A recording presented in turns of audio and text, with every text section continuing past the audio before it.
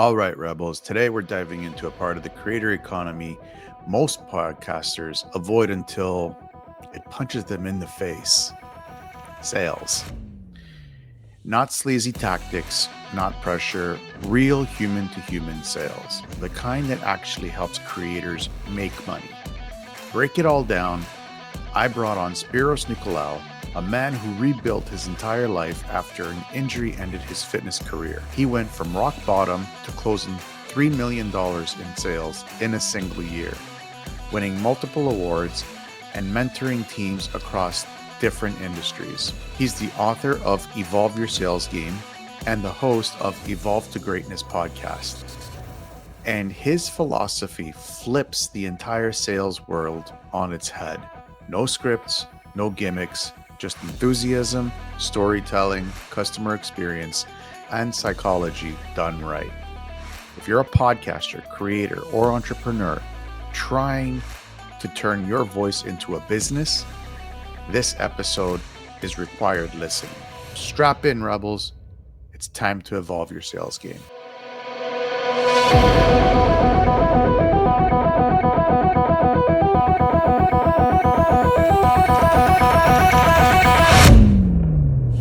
All right, Rebels. Today we're sitting down with someone who rebuilt his life through sales, mindset, and sheer perseverance. Spiros, welcome to the show. Thank you for having me, John. Good. So let's just dive right in. Absolutely. You spent 20 years in sales after a Mhm. major injury changed your entire life path. Mhm. What was that moment for you when you realized that sales was your new lane?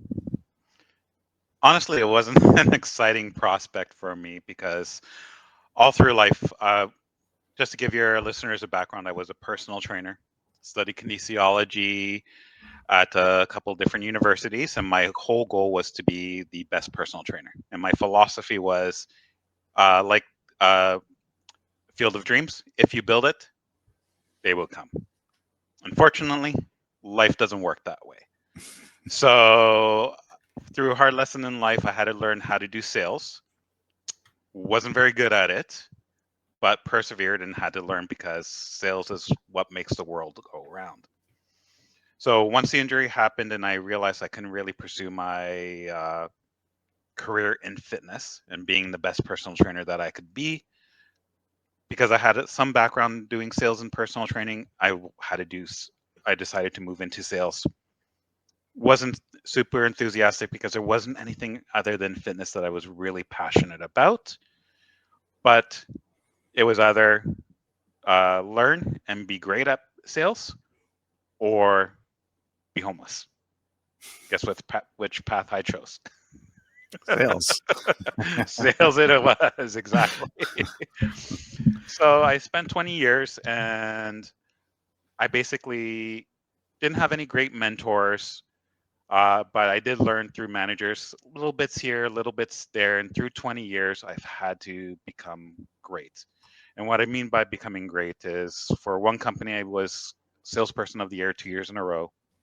For the last company I worked at, I did over $3 million in USD in sales in 2024, with the average sale being about $2,100, $2,200. So that's over 100 sales closings per month, which is a lot. So, and throughout that time, because I always excelled, people would always ask me, help out the new people, train them, teach them some of your philosophies. And that's where my book's coming. That's where I decided, you know what, I should write a book. And the book's called Evolve Your Sales Game, Mastering the Art of Sales. What's really different about the book is that it comes from a sales perspective totally different than everybody else does. Very cool. We'll get into the book in just a little bit because I really want to deep dive into that book, because sales Mhm. is one of the biggest sticking points for a lot of podcasters and content creators Mhm. that they get wrong because of different philosophies. But before we get into that, what I do want to get into is a little bit more into your personal training history, because Mhm. coming from a personal trainer myself, and you know that Right. for a fact, What's the one lesson from personal training that unexpectedly shaped your sales philosophy? Uh, the philosophy is you've got to persist until you succeed. You've got to go until failure. You got to learn, and you've got to build back stronger. So progressive failure, progressive overload. Just keep going and going and going until you succeed, because you're going to get better. You're going to get stronger each and every day. Very cool. Mhm. Um, let's switch gears into the main themes of the three things that I want to talk to you about today. Mhm. Um, MLM, Right. Mhm. multi-level marketing or Or network network marketing. marketing. How does this work for a new podcaster or a content creator? How can they use this? Well, first and foremost, Mhm. can you defy some of the myths that are behind network marketing? Absolutely. So the best way to do this, John, is let me go into what a traditional business model is as well. So traditional business model is I have a product or service that I want to get to the masses that I think is going to help somebody or give people an exciting experience. So the way that I'm going to do that is I'm going to have a marketing advertising team. I'm going to have a sales team depending on how much the product's going to cost. And then I'm going to need to distribute that product and service to the masses. So let's take McDonald's, for example. So McDonald's is a fast food restaurant. I know they say real estate and people say real estate, but let's go on the premise that it's a fast food restaurant. So if you have one McDonald's location, you can do all the advertising you want. It'll still be successful. It's still going to produce the same food.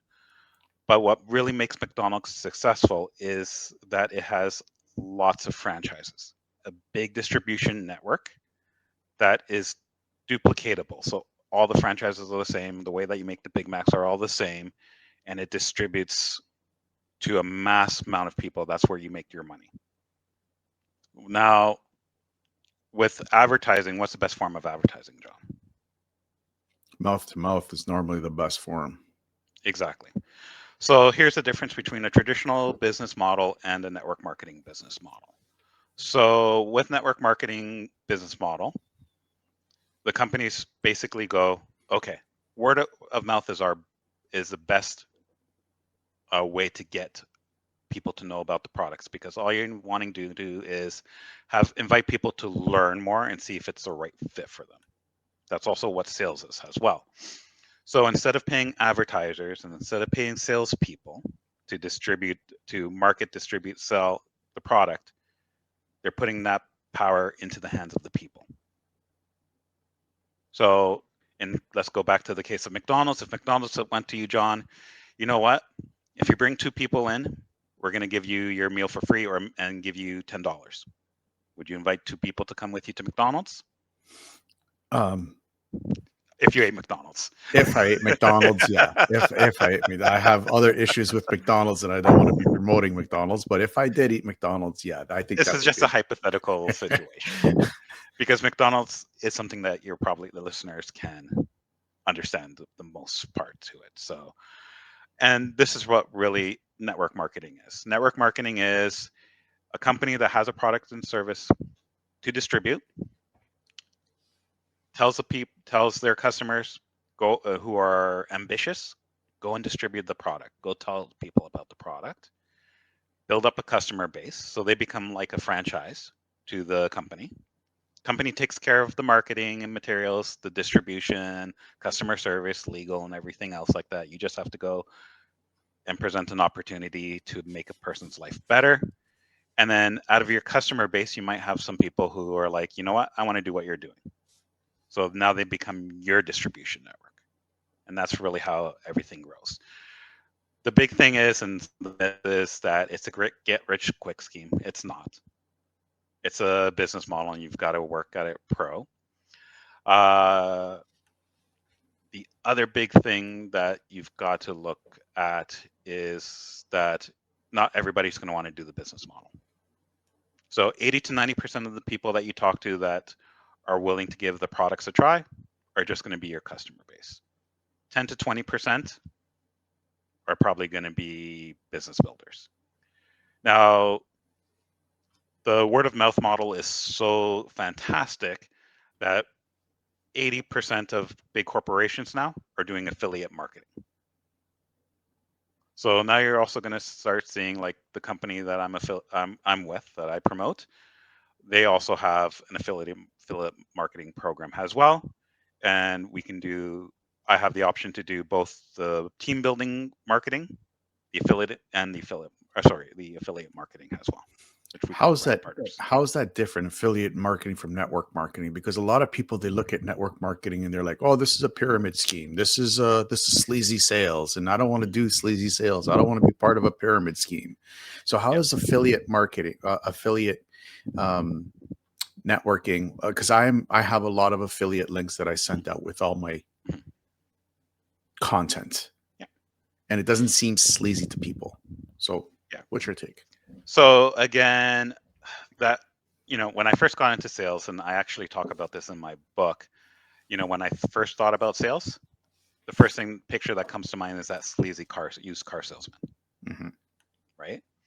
So again, a lot of times with the network marketing is this fantasization that you're going to get rich quick, which it's not. It's basically, and the industry is getting better for that. Now, really, the difference between affiliate marketing and network marketing, they're both promoting products. One wants to build distributors as well, or to help them promote products. The other one just wants to promote the products. And that's pretty much it. So if you have an audience and with podcasters, you're going to have an audience where you're going to build trust with. So you're going to have products that you're going to want to promote, which is fantastic. The only difference is as a beginner, you're not going to be like Tim Pool, Patrick Bet David, Joe Rogan. You're not going to have that money coming in from YouTube, Spotify, Podbeam, um, or big advertisers, or you're not going to have your own companies that you're going to want to advertise. Like Patrick Bet Davis has his clothing company that he advertised in his business company, which is Future Looks Friendly or Future Looks Bright. Tim Pool has his coffee, his skateboard, and everything else like that. Most podcasters are not going to be able to tap into that. They might be able to tap into small affiliate marketing, but the best way to do it is if you have a product that you love that is in the network marketing business. Again, you're just promoting products. You don't have to make it look sleazy. And this is where learning sales comes into play as well. Cool. Very cool. Because a lot of times, like even myself, like I've Mhm. fallen into the trap where it's like, oh, I'm gonna start my podcast and I'm gonna get 100,000 downloads right off the first. And it's like, no, like No. after the first podcast that I did with the Mhm. Fitness Oracle, it was like it Mhm. was a slow, steady grind for 3 years to get to the 150,000 downloads. Mhm. So And I'm going to be jumping into the podcast as well with my Evolve to Greatness brand. we'll, So my we'll whole talk point about is that. to, yeah, my whole point is I want to help people live a great life. But when I start doing the podcast, I can now promote my network marketing business, both Awesome. through the affiliate and through the network marketing side. How does MLM for podcasters? Mhm. How does that look for like direct to audience income streams?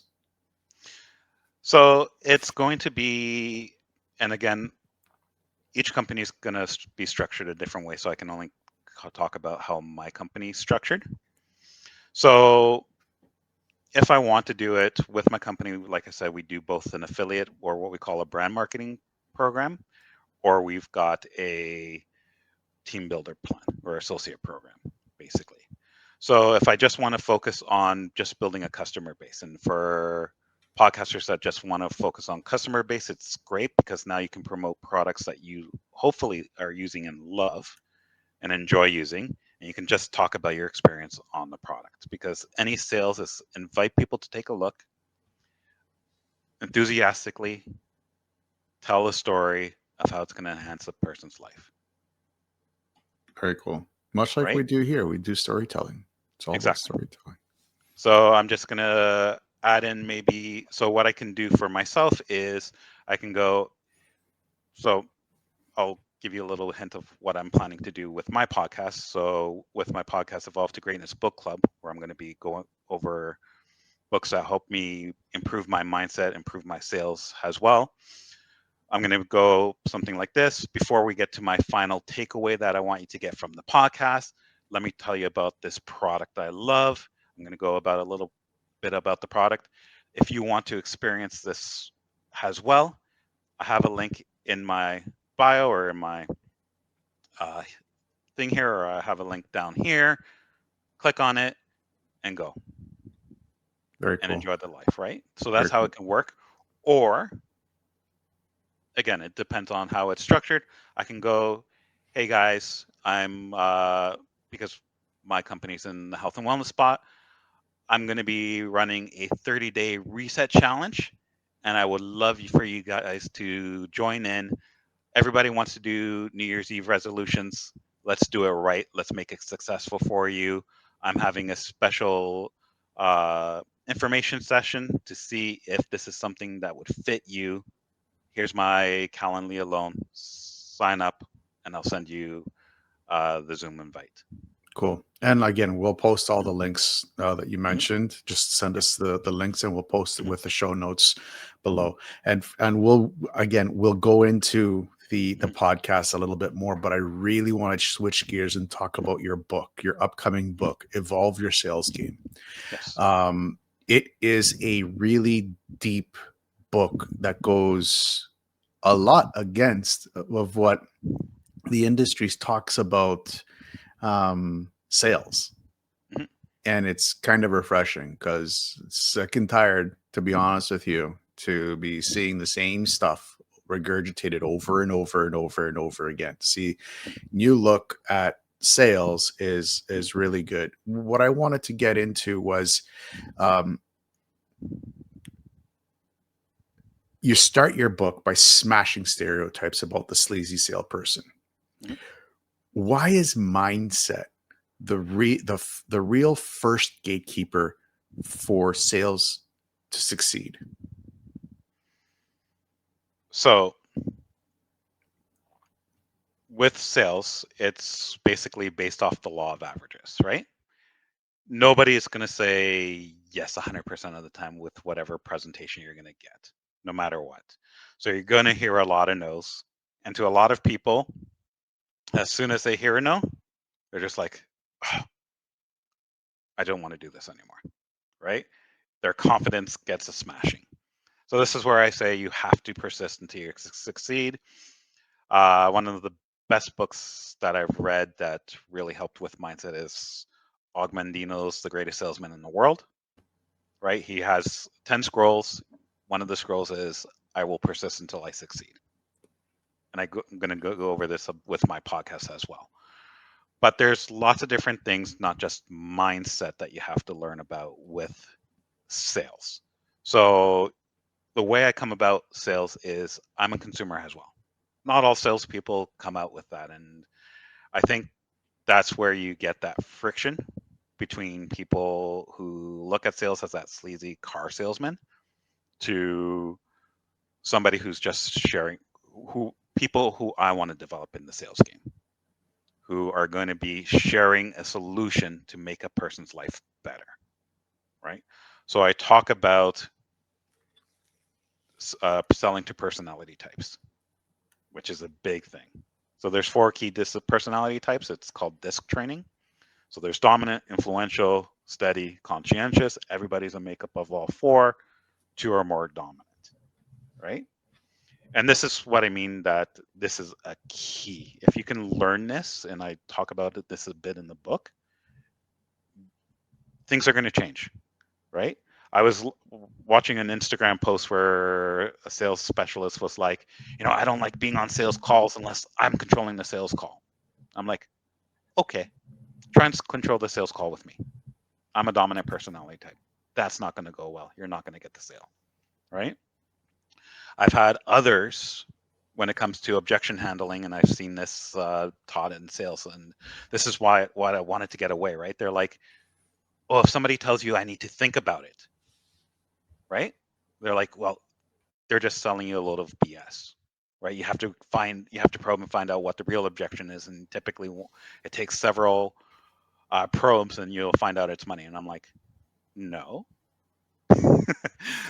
I dare you as somebody who's dominant. If I tell you I need to think about it, to ask me why do you need to think about it? Because I'm gonna give you an honest answer, and you're not gonna like the answer, right? Hmm. And this is not to discourage people, but it's again, learn, right? Learn what made me successful without having to take 20 years to do it, right? Go ahead. The disc, I wanted to get this into a little bit later, but let's dive into the disc a little bit more because this is really kind of really interesting for me. Mhm. Um, you said that it's dominant, influential, Steady and conscientious. steady, and conscientious. Which is the easiest one to sell to? Dominant and influential, Dominant and influential. Why? because they are the risk takers. So they're already, if something's is good and it's going to solve the problem, they're in. So a dominant person, I'm very dominant.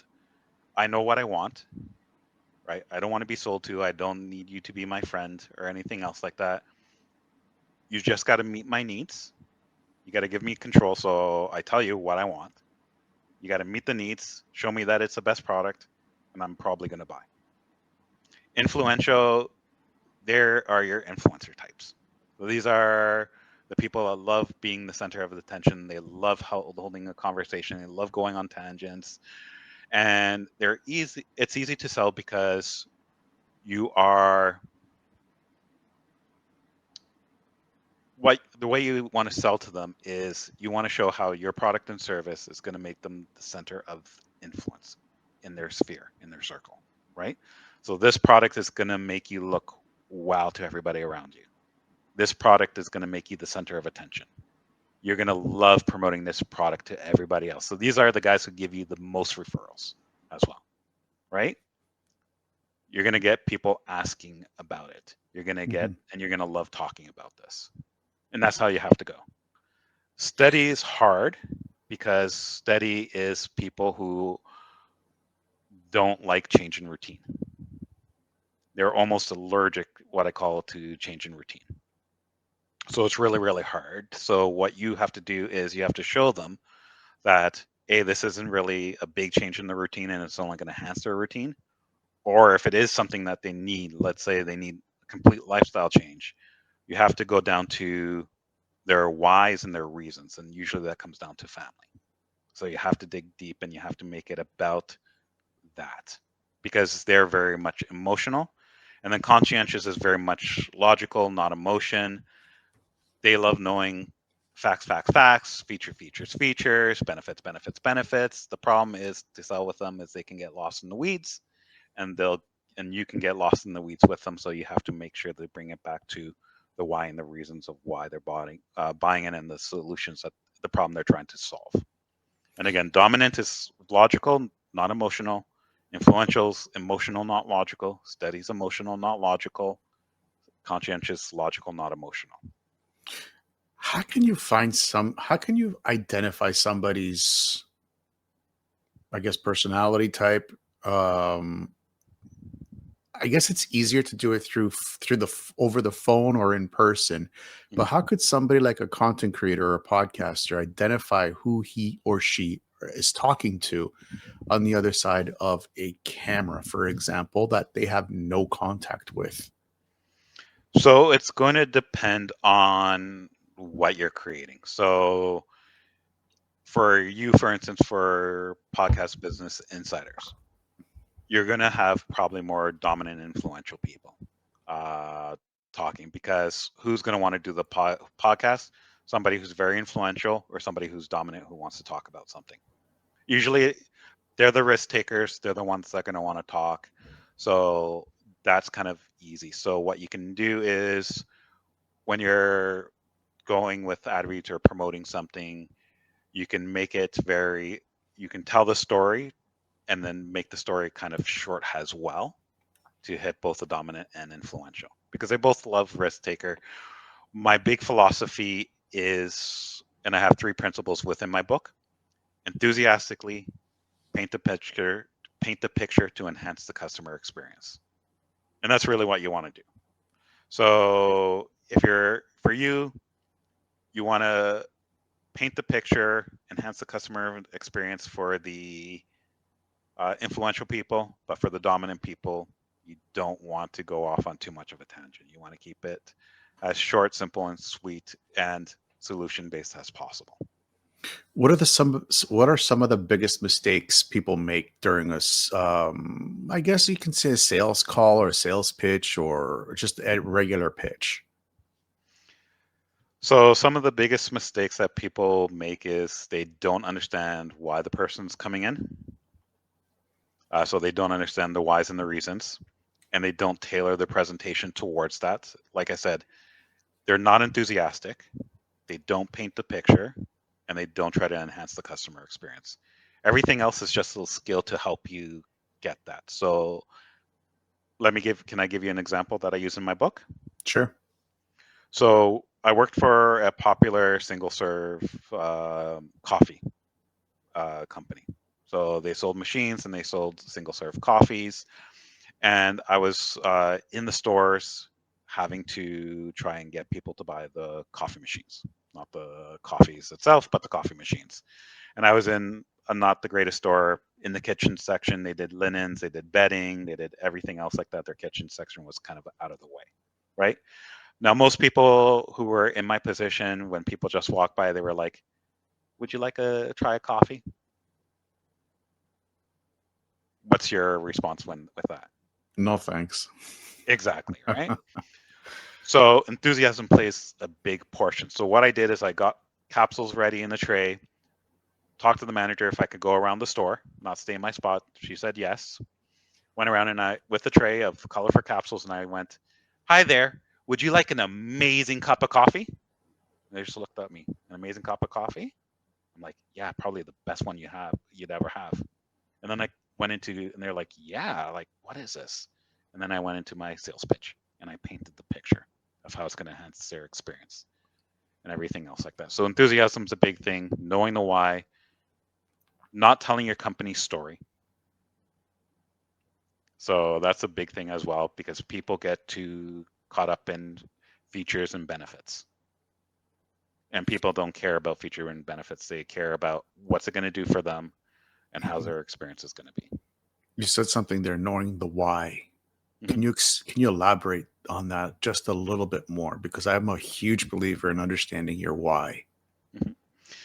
So there's always a reason behind like somebody needing to buy something. Usually it's to avoid pain or to get pleasure, right? So those are two big motivators that are taught in sales.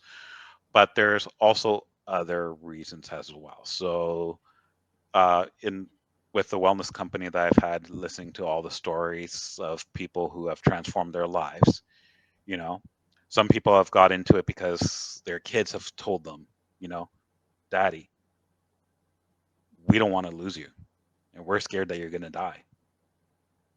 You know, what do you say to your two little kids when they tell you that, right? How powerful is that? Why? Hmm. Will you move heaven and earth to not disappoint those two kids when they look at you like that? 100%.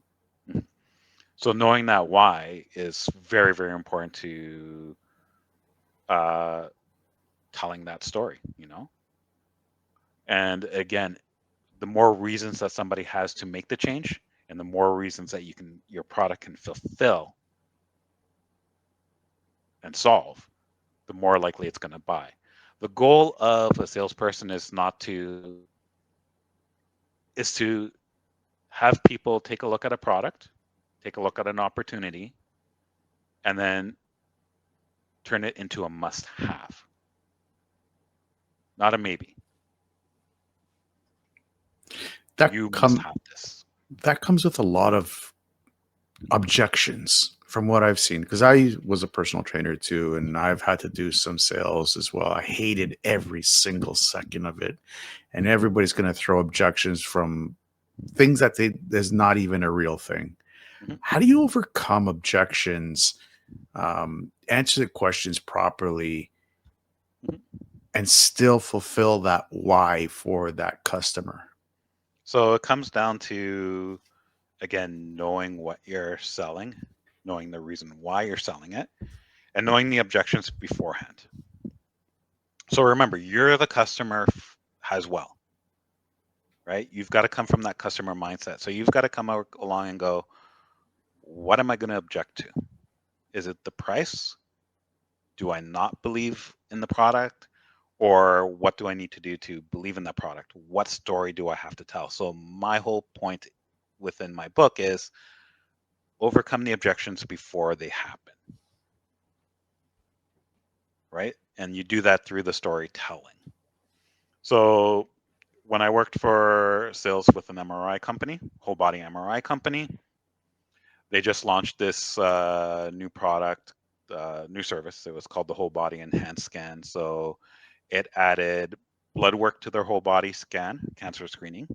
It added enhanced brain scan to look at neurologicals like early detection of dementia, Alzheimer's, Parkinson's, and then it did a FDA approved AI body fat volume and lower body muscle volume analysis, right?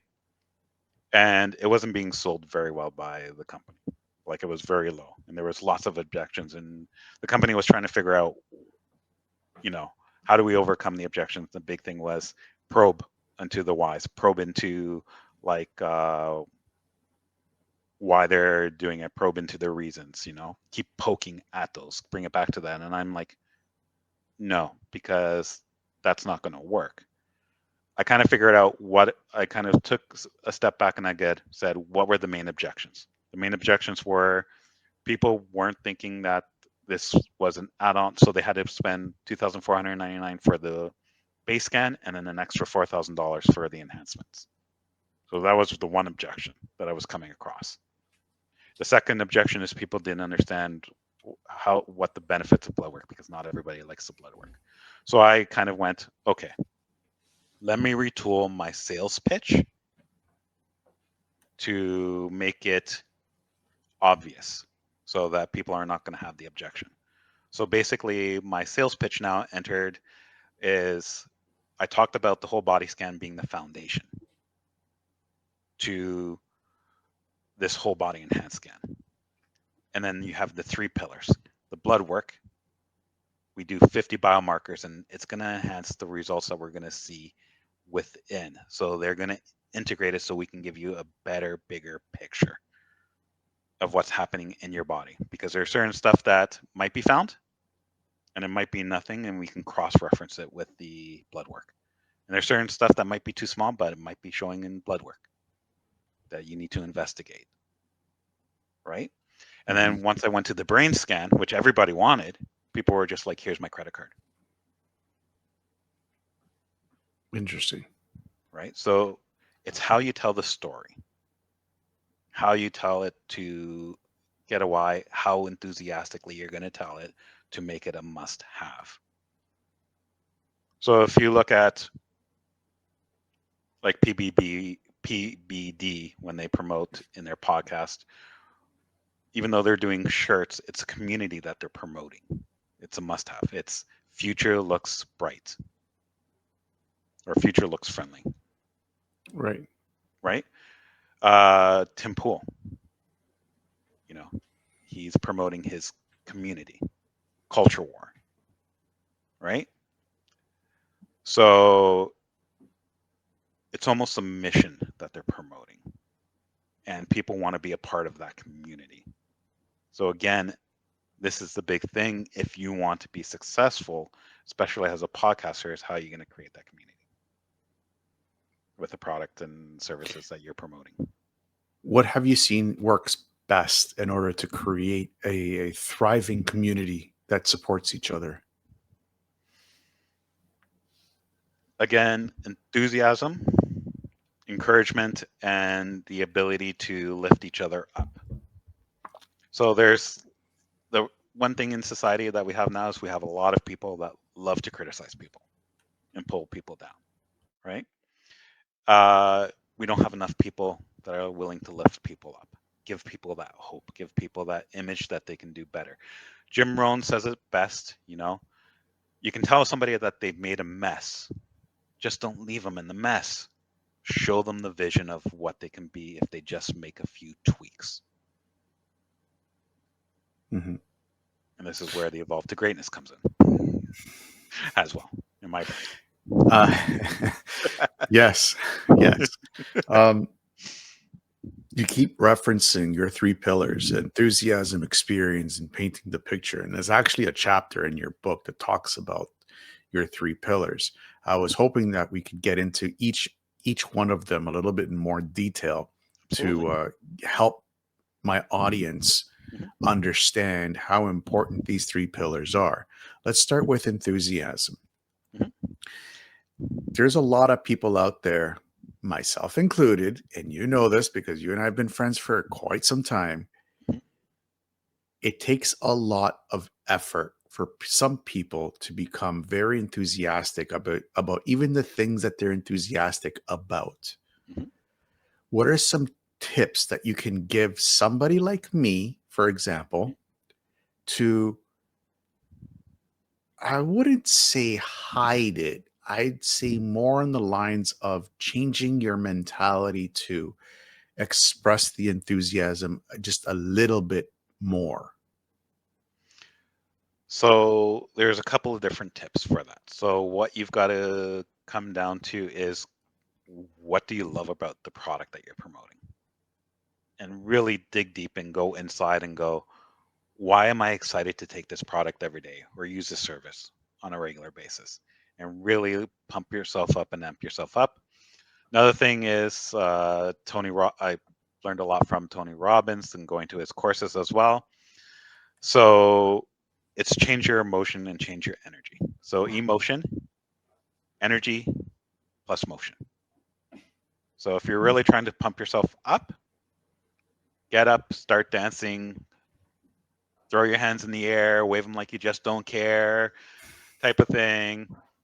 Do stuff like, I don't like talking. I don't sound enthusiastic on a phone call or whatnot. If you're doing sales or might not do ad read, or I might not come enthusiastic on the podcast because I'm just starting out. Go into the mirror, do the Superman pose, which is hands on the hip, almost like you're doing your lat spread, and play the Superman theme song. Just changing the way you move. Do a little bit of aerobics. Yell, I got this. You know, just doing little things like that can change the enthusiasm, right? And just go out there. And once that enthusiasm is hot and you've got that big fire in that belly, go out there and do it. Very cool. How important is experience? When you talk about experience, do you Mhm. mean experience like personal experience or somebody else's experience? And how can you tie this into, Mhm. I guess, tying it in with your three pillars? Okay. So, what you're wanting to do is when it comes to experience, there's two things. So, what you're trying to do is you're trying to enhance your customer's experience in life, right? So, you're trying to solve their problem, you're trying to enhance their customer experience to make their life better. And that also comes to painting the picture as well. So, what the message that you're trying to convey is how is my product or service going to make your life better? So, if you're promoting something on a podcast, what you need to convey is how is whatever I'm going to promote, and especially if you're going into the network marketing realm or the affiliate marketing realm, going to make your life better? How is it going to be the must have? Is it going to increase? Is it going to make them physically more healthier? That they're going to enjoy life? Is it going to put more money into their pocket? Is it going to create the community? Right now, the second thing to experience is telling your story about the product properly and how it has enhanced your life. And I talk about using your personal stories in my book that will be released soon. I'm just still working on the final details. But, you know, how are you going to use your personal stories to enhance, to show? Because one, personal stories create trust in the person. They realize, oh, you've used the product before.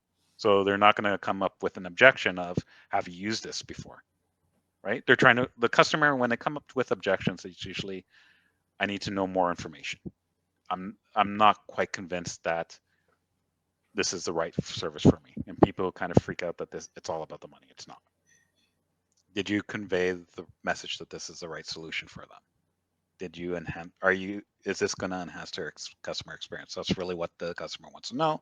So when you tell the personal story, now they trust you. Now, when you tell your personal story, you can talk about tips and tricks to make the product or service more better. So again, let's go back to that coffee company that I worked for.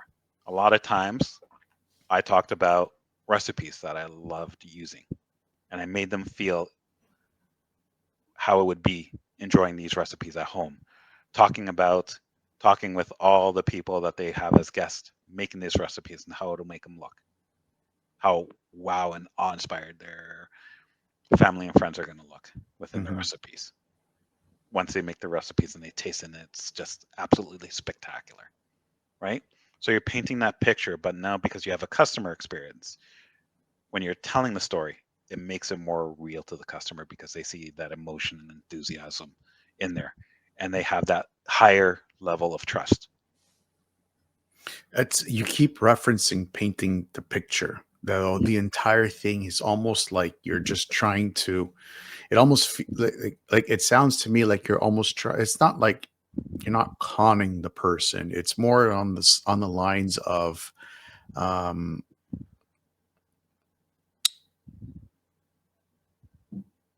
I don't even know how to explain it properly because it sounds like okay, I can paint the picture for somebody to that this is going to happen and that's going to happen, but the reality is there's a good chance that they're not going to act on it. How can you make sure that that person that you painted this wonderful picture of buying this product, taking it home, utilizing it on a day-to-day basis,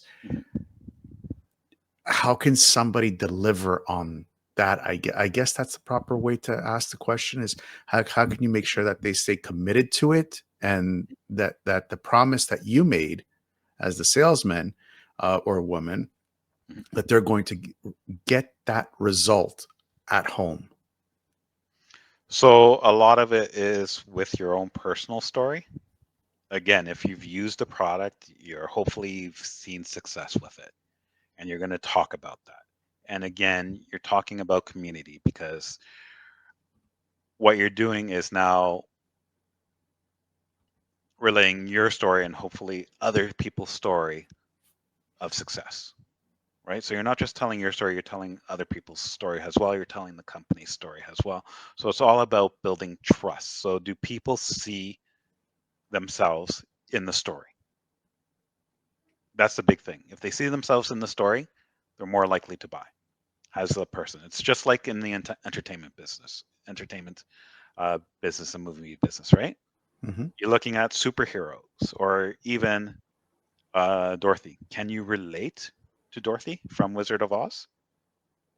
Are you walking around in her shoes, going down the yellow brick road and doing everything? And that's really what you're trying to do. It's trying to tell the story, get the person logically and emotionally invested in the character development. So this isn't a manipulation. This is, I want to show you that this is a real solution.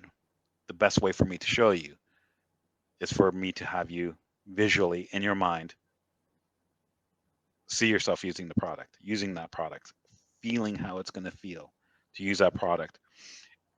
And another thing, and here's a big thing with the for podcasters, the power of try.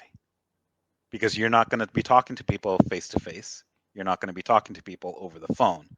So you've got to get them to go, here's the thing.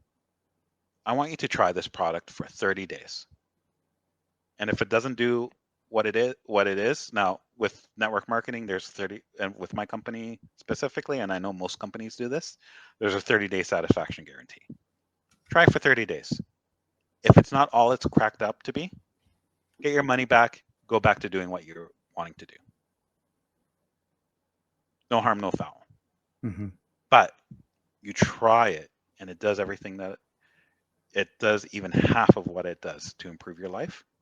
Imagine what your life's going to be within 30 days, how much better you're going to feel, how much it's going to affect your family and your friends. If you're more energy, if you sleep better, if you lose a little bit of weight, Yeah. right? Yeah. It So it's a power of try. A lot of people are like, do or do not. There is no try, like Yoda, right? It's kind yeah. of a mix. You've got to try something. So that's the big thing.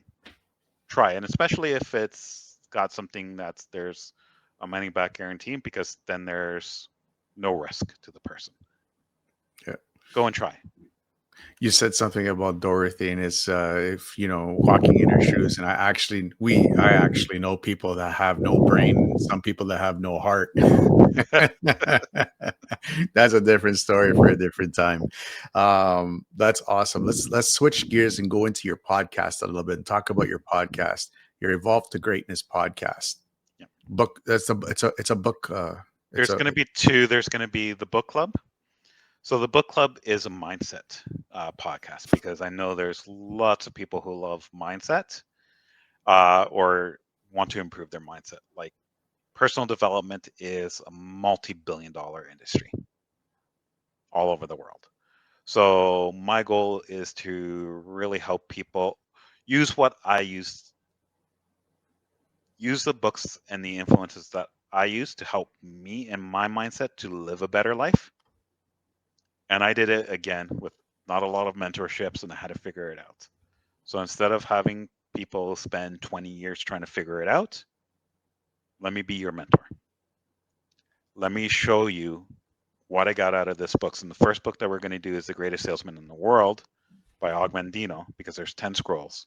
Now, it's not going to be a book on, it's not, this book is not a book just on sales. It's about mindset. So it talks about habit, it talks about love, it talks about persist until you succeed. It talks about being nature's greatest miracle. It talks about action. It talks about being a master of your emotions.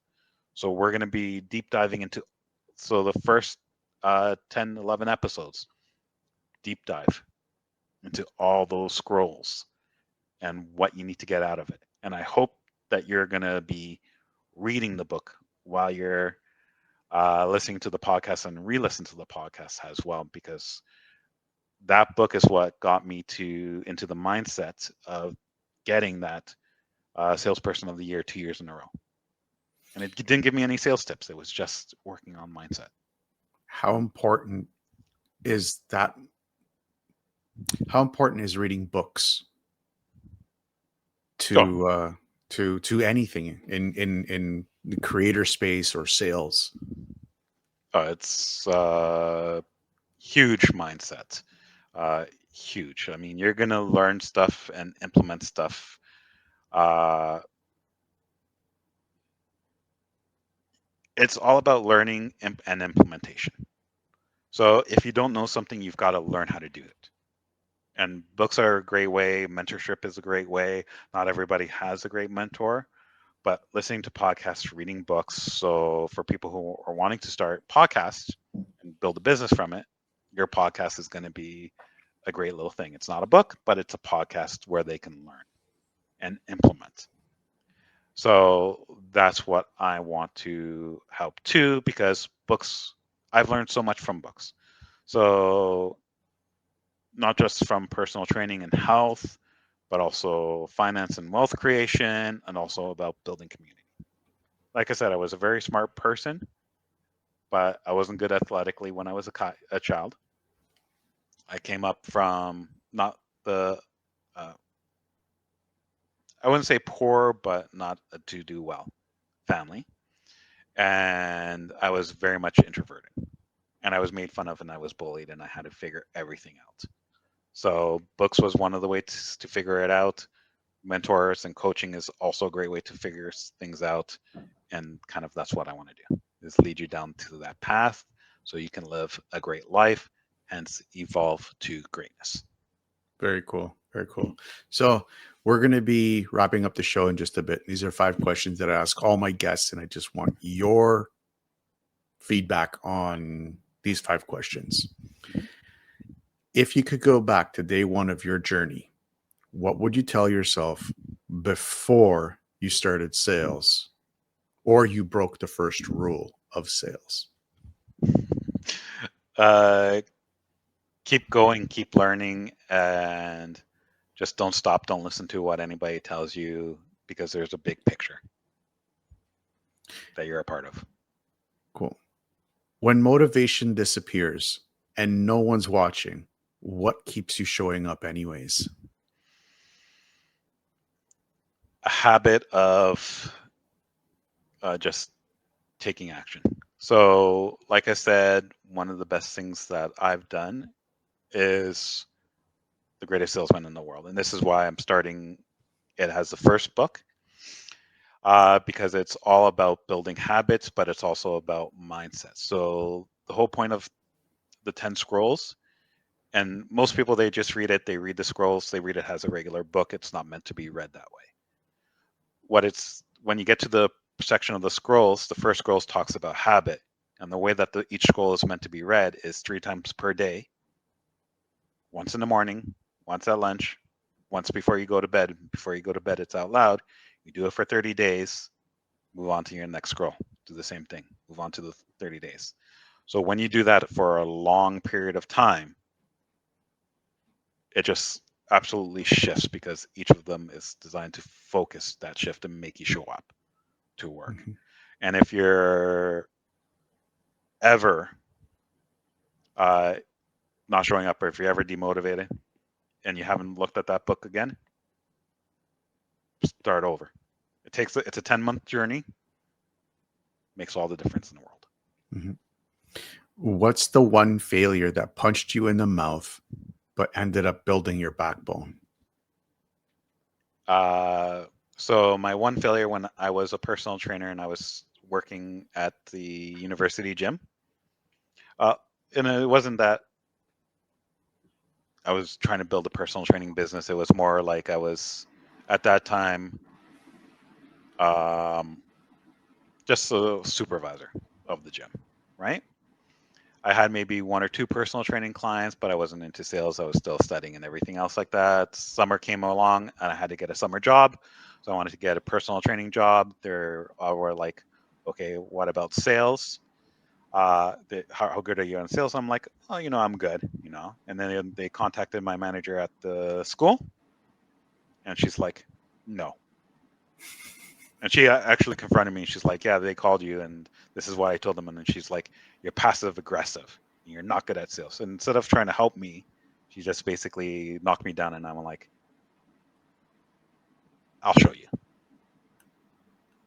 I've noticed a lot of personal trainers, especially personal training managers. A lot of them are like that. A lot, and it's not some; it's a lot. A lot of managers in businesses are like that as well. Yeah, yeah. How has your idea of success changed, and what does it really mean to you now? So I think success early on, when I was starting to especially learn about wealth creation, was having like loads of money, private jets, and everything else like that. And those are all still good, but really it is about time and freedom. So Earl Nightingale says success is, uh, let me, I don't want to get this wrong, but success is and I'm going to paraphrase because I don't know the exact quote, but doing something that you love to do to the best of your ability. I messed that up. I don't have the quote in front of me. It's not coming to me right now. But uh, success is just doing something that you love to do extremely well. Also, success gives you freedom to do whatever you want, whenever you want, with who you want, at any time you want, in any capacity that you want to do it with. So that's kind of a paraphrase of Tony Robbins as well. So it's not really about money. Money's just an idea. Money, if you look at Happy Pocket Full of Money, it's an illusion, right? So success is just doing what you love to do to the best of your ability and living a great life. Good. And each person's going to have a different standard. Yeah. Yeah. If this mic went dead right after this question, what final message would you want every creator or podcaster to hear? Keep going because you have greatness within you. Everybody does. Spiros, thank you for sharing your story and your insights. Mhm. Your journey reminds us that real growth comes from taking risks, learning through the noise, and showing up even when it's hard. All right, Rebels, remember this: your voice has power. Every episode you record, every story you tell, every time you hit publish, you're not just making noise, you're making history. Don't wait for permission. Don't play small. The world needs your voice, raw, real, and unapologetic. Stay bold, stay sharp, and as always, long live the rebellion.